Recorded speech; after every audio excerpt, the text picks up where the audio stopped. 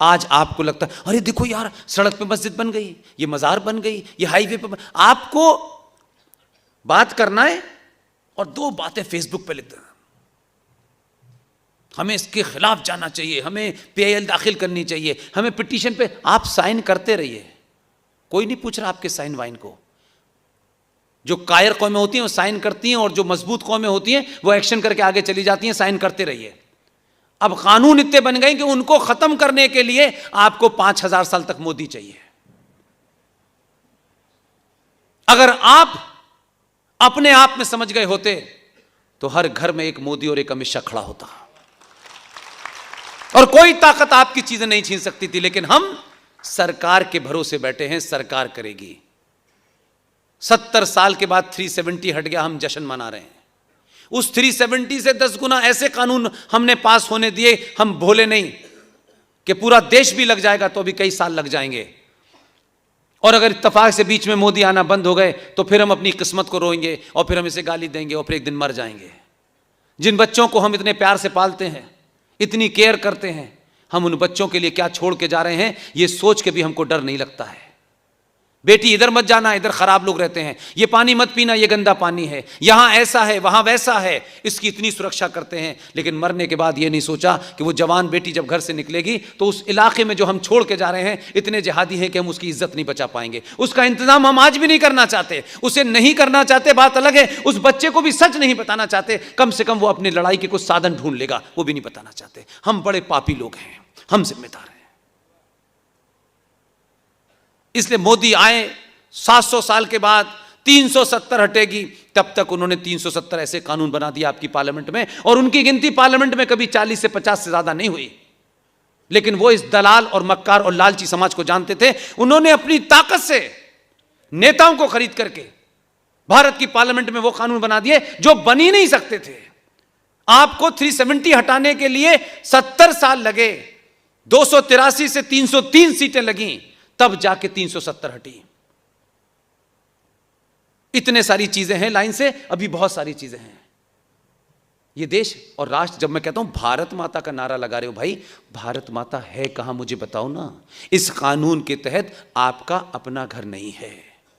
दिल्ली में एक 2 कौड़ी का एमएलए, मुसलमान एमएलए, नोटिस, क्योंकि वक्फ बोर्ड का वो चेयरमैन है दिल्ली का, नोटिस भेज रहा है, और वो ये जानता है कि इस समाज में किसको पहले नोटिस भेजो।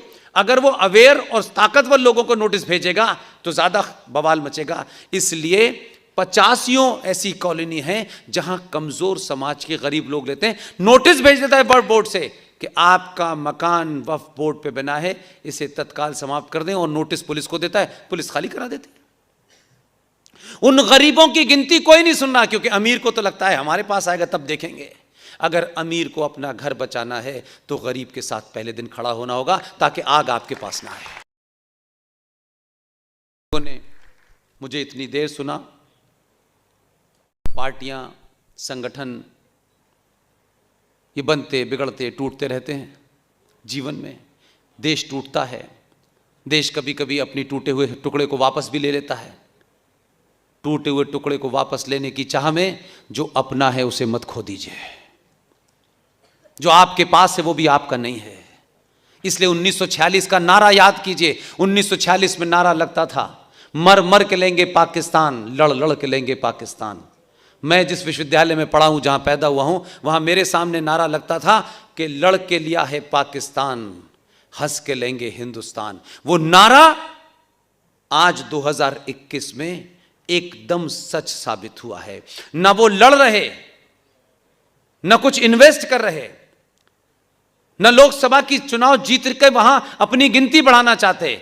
उसने इस समाज की कमजोरियों को उठाया, और कोई पार्टी मुस्लिम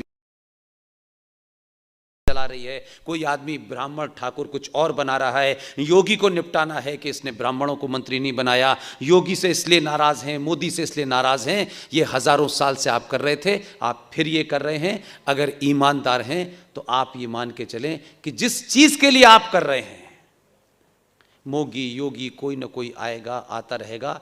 अगर ये समाज चेतन हो गया तो ये राष्ट्र बचेगा, इसकी ज़मीन बचेगी। हम तमाम सारे लोग अपने निजी स्वार्थों को बाद में देख लेंगे, पहले ये ज़मीन, ये राष्ट्र की ज़मीन। और इसमें आखिरी बात कहता हूँ ताकि आपको और तार्किक और लॉजिकल हो जाए। आंध्र प्रदेश हाई कोर्ट ने वक्फ बोर्ड के एक मुकदमे को अपने पास लिया क्योंकि वो जज हमसे भी ज़्यादा पागल था, बहुत गुस्सा था उसमें। लेकिन उस जज ने भी वही काम किया जो मोदी योगी ने किया, लेकिन उसकी लिमिटेशन थी।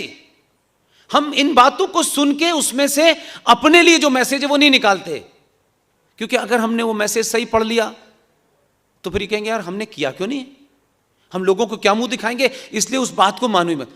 उस आंध्र प्रदेश हाई कोर्ट के जज ने एक सुनवाई डेलिबरेटली की और डेलिबरेट करके उसने ये कहा कि मैं इसको सुन नहीं सकता लेकिन मैं जानना चाहता हूं, और उसके तहत उसने सारे डॉक्यूमेंट निकलवाए। ये आंध्र प्रदेश हाई कोर्ट के जज का ऑब्जर्वेशन है, ये मेरा नहीं है। उसने कहा भारत की जो टोटल लैंड एरिया है उसमें सबसे ज्यादा जमीन रेलवे के पास है, दूसरे नंबर पर सबसे ज्यादा जमीन डिफेंस के पास है, तीसरे नंबर पर सबसे ज्यादा जमीन वक्फ बोर्ड के पास है। आप भारत माता की जय करें। इसीलिए पूछ रहा हूं कहां है भारत माता, बताइए। इस 15 साल 16 साल 17 साल 18 साल की जनरेशन के सामने आपको अपना मुंह नीचे गिरा के शर्म नहीं आती? हमको मिला था आधा भारत तो चलो ठीक है, समझ में आता था, लेकिन 70 साल में हमने इस देश का सौदा कर दिया और हम चुप बैठे हुए हैं। कितने लोगों को अमेरिका और लंदन भेज देंगे आप? कौन कौन जाएगा यहां से? उनके यहां भी स्थिति खराब हो गई है, लेकिन अभी भी हमारे दिमाग में यही घूम रहा है, घर अपना नहीं है और दुनिया की बात कर रहे हैं। एक एक घर आपके हाथ से निकल गया है। इसीलिए बंगाल में हो रहा है।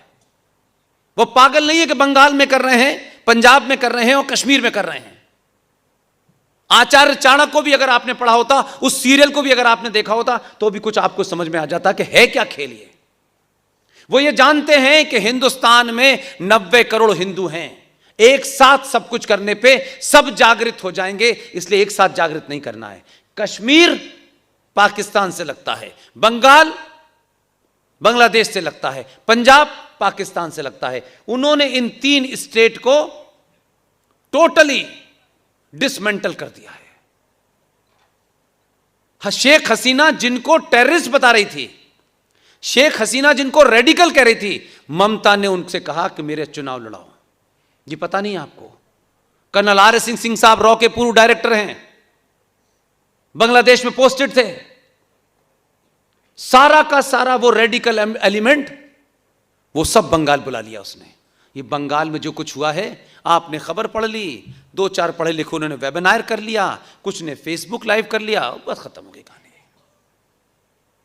भंडारा करने का बड़ा शौक है हमें। अगर सही भंडारा करना होता तो बंगाल जाते हैं कि हम 50 लोग बंगाल जाएंगे। कोविड में तो जो हुआ सो हुआ, वहां तो कोविड ने नहीं कुरान ने मारा है उन्हें। उनके पास कोई गया? झूठी मक्कारी भरी संवेदनाएं। और फिर यह कि सरकार क्यों नहीं कर रही? उन्होंने सरकार से पूछ के किया था। कश्मीर में सरकार से पूछ के 2500 कश्मीरी हिंदू पंडितों को मारा था। उन्होंने कहा कर दो, बाद में देखा जाएगा। हम देखने के लिए पैदा हुए हैं, अफसोस करने के लिए पैदा हुए हैं, सिर्फ ताली बजाते हैं हम। ये आखिरी चांस है, ये चांस मिलने वाला नहीं है।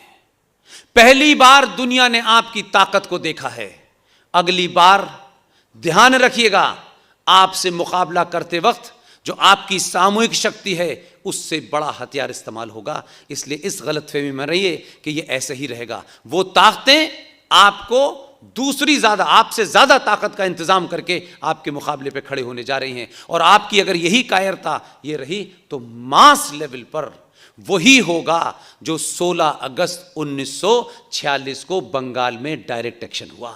वहां का मुख्यमंत्री शहीद हुसैन सोहरावर्दी ने बंगाल में पुलिस को 2 दिन की छुट्टी दे दी और पहला मुस्लिम लीग का डायरेक्ट एक्शन हुआ। सड़कों पर 10-10 दिन तक जवान जवान लड़कियों की लाशें, मर्दों की लाशें, 15,000 हिंदुओं को काटा। उसकी तस्वीरें गूगल पे अवेलेबल हैं। 16 अगस्त 1946 डायरेक्ट एक्शन बंगाल, सब कुछ मिल जाएगा। उन्होंने कभी अपने आप को नहीं शर्माया, यार ऐसा हो गया वैसा हो गया।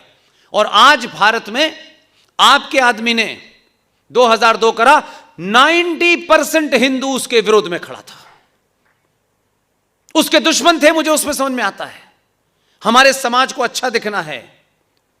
2002 ना होता तो रात को यहां प्रोग्राम ना हो रहा होता। बहुत बहुत धन्यवाद, thank you very much sir.